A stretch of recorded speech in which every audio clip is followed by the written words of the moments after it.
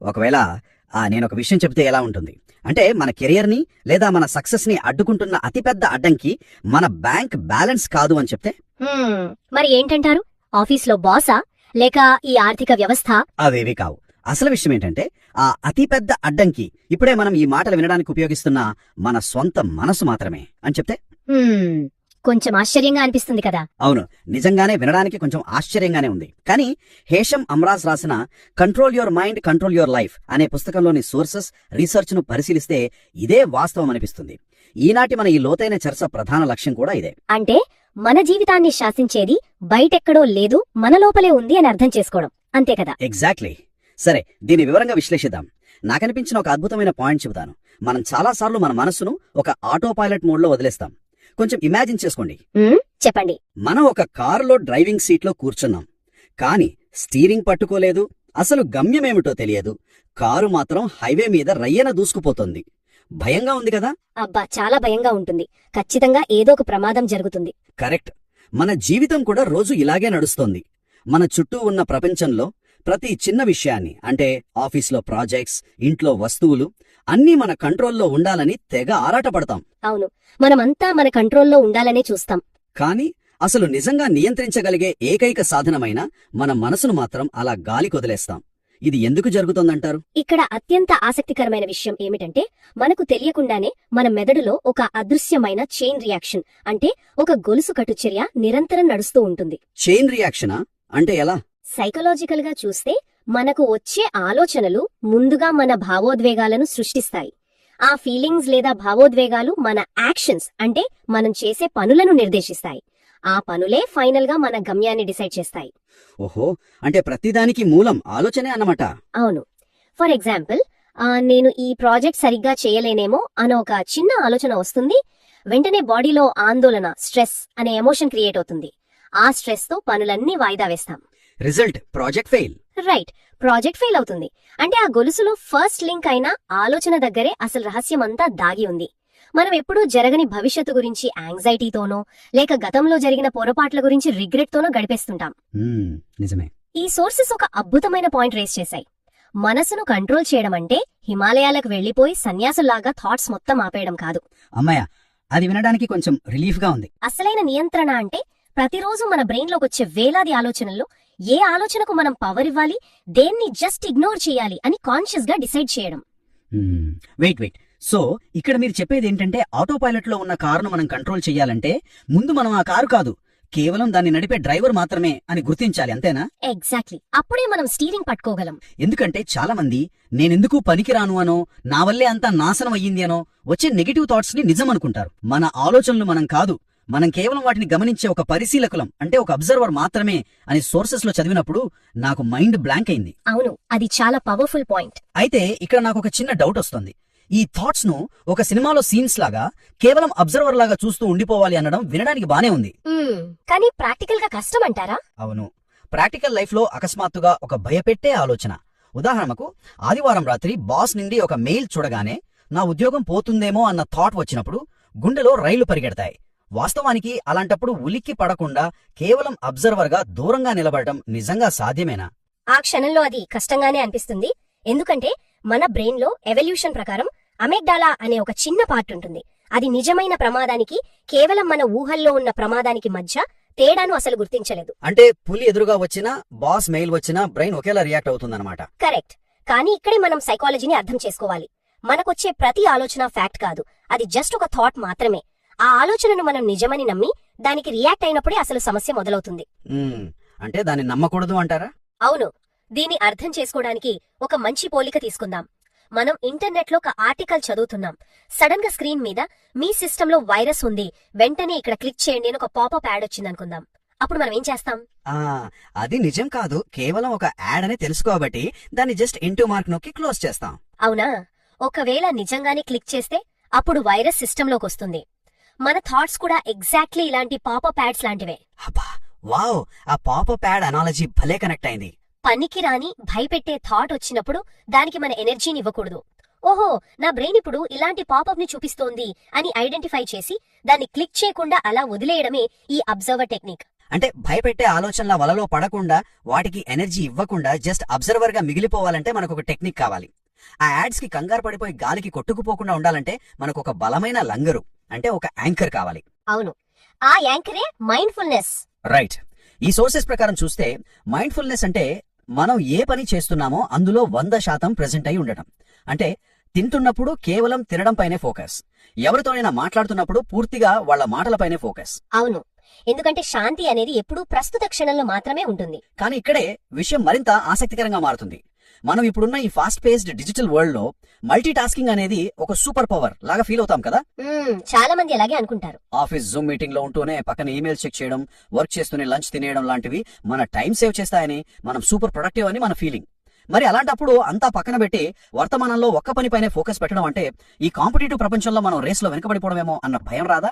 దీన్ని మనం మరింత విశాల దృక్పథంతో చూస్తే మల్టీ టాస్కింగ్ అనేది ఆధునిక ప్రపంచం సృష్టించిన అతిపెద్ద భ్రమ అని న్యూరో సైన్స్ స్పష్టంగా చెప్తోంది. భ్రమ అంటే మనం ఒకేసారి 2 పనులు చేయలేమా?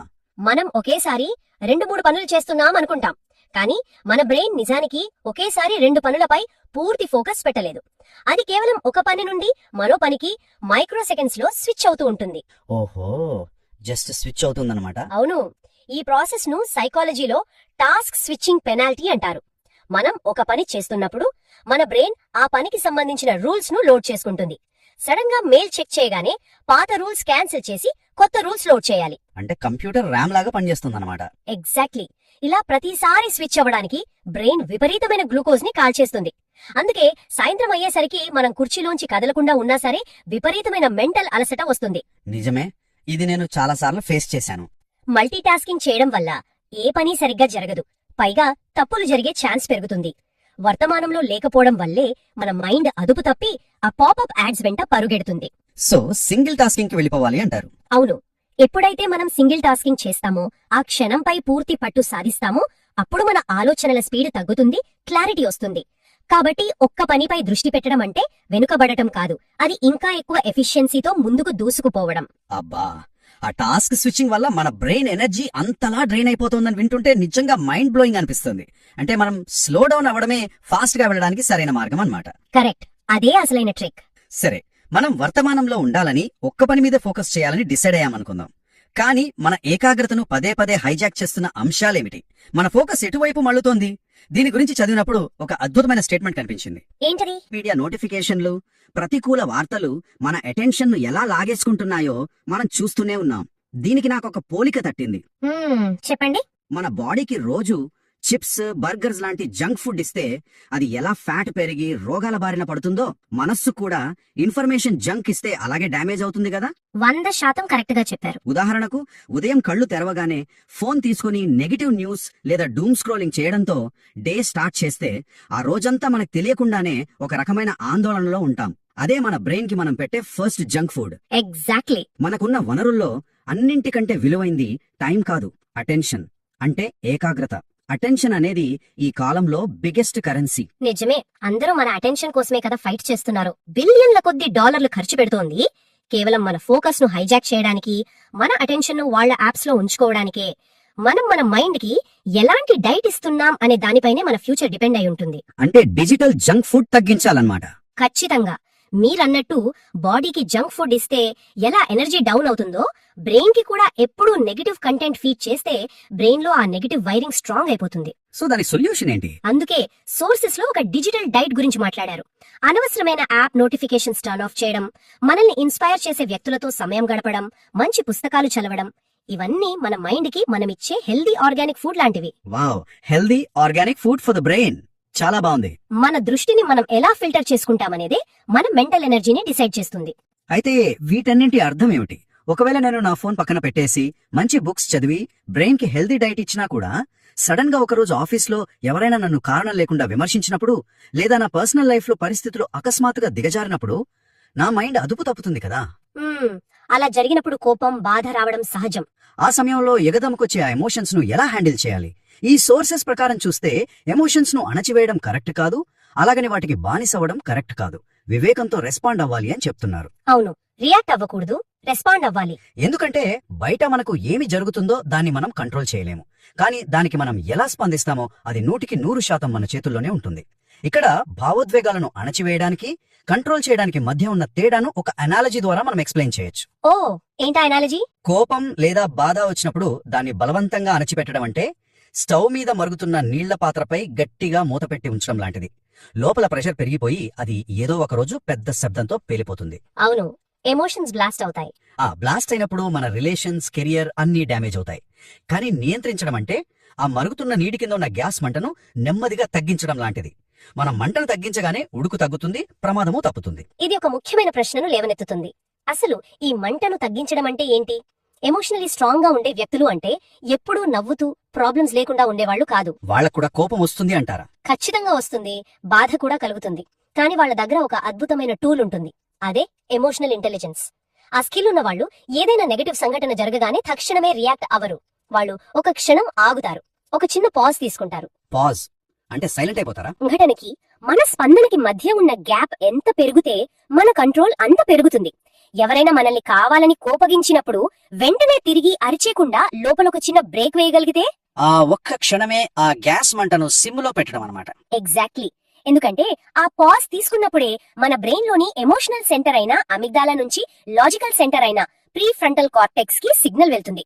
అప్పుడు పరిస్థితిని అర్థం చేసుకునే వివేకం వస్తుంది. ఓహో, అంటే ఈ పరిస్థితి నాకే ఎందుకు వచ్చింది అని విక్టిమ్ లాగా ఫీల్ అవ్వకుండా ఉంటారన్నమాట. అవును, ఈ సిచ్యువేషన్ నుండి నేను ఏం నేర్చుకోవాలి అని ఆలోచించే మానసిక దృఢత్వం ఆ చిన్న పాజ్ ద్వారానే సాధ్యమవుతుంది. అంటే రియాక్ట్ అవ్వడానికి, రెస్పాండ్ అవ్వడానికి మధ్య ఉన్న ఆ చిన్న పాజ్ అనేది గేమ్ చేంజర్ అన్నమాట.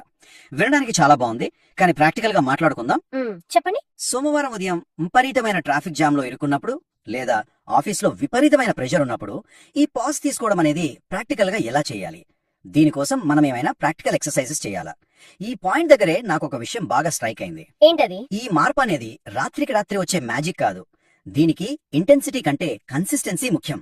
ఇది అచ్చం మనం జిమ్కెళ్ళి బరువులెత్తడం లాంటిది. మొదటి రోజు జిమ్కెళ్ళి 100 కిలోలు ఎత్తేయాలని చూస్తే కండరాలు పెరగవు, పైగా నొప్పులొస్తాయి. అవును, మెల్లగా స్టార్ట్ చేయాలి. రోజుకు పావు గంటైనా సరే స్థిరంగా వెళ్తేనే ఒక 6 నెలలకు బాడీలో చేంజ్ కనిపిస్తుంది. అలాగే మన బ్రెయిన్ కి కూడా కొన్ని ప్రాక్టికల్ హ్యాబిట్స్ కావాలి. రోజుకు కేవలం 5 నిమిషాల పాటు బ్రీతింగ్ మీద ఫోకస్ చేస్తూ ధ్యానం చేయడం లాంటివి. అలాగే ఆ రోజు జరిగిన మంచి విషయాల పట్ల కృతజ్ఞత అంటే గ్రాటిట్యూడ్ రాసుకోవడం కూడా చాలా హెల్ప్ అవుతుంది. కరెక్ట్. అలాగే ఒక థాట్ వచ్చినప్పుడు పాటించాల్సిన 4 ప్రాక్టికల్ స్టెప్స్ ఈ సోర్సెస్ లో భలే ఇచ్చారు. ఫస్ట్, పాజ్ అంటే ఆగడం. సెకండ్, దానికి జడ్జ్మెంట్ ఇవ్వకుండా కేవలం అబ్జర్వ్ చేయడం. మూడోది, ఈ ఆలోచన నాకు ఇప్పుడు హెల్ప్ చేస్తుందా లేదా డ్యామేజ్ చేస్తుందా అని ప్రశ్నించుకోవడం. అవును. అండ్ ఫోర్త్ది, దాని యొక్క కన్స్ట్రక్టివ్ థాట్ తో రీప్లేస్ చేయడం. అంటే ఈ ప్రాజెక్ట్ నేను చేయలేను అన్న పాపప్ యాడ్ వచ్చినప్పుడు దాన్ని ఇది చాలా కష్టమే కానీ నేను ఎఫర్ట్ పెడితే ఖచ్చితంగా నేర్చుకుని చేయగలను అనే పాజిటివ్ రూట్ లోకి మళ్లించడం. ఇదంతా ఒక మెంటల్ జిమ్ వర్కౌట్ లాగా అనిపించడం లేదు?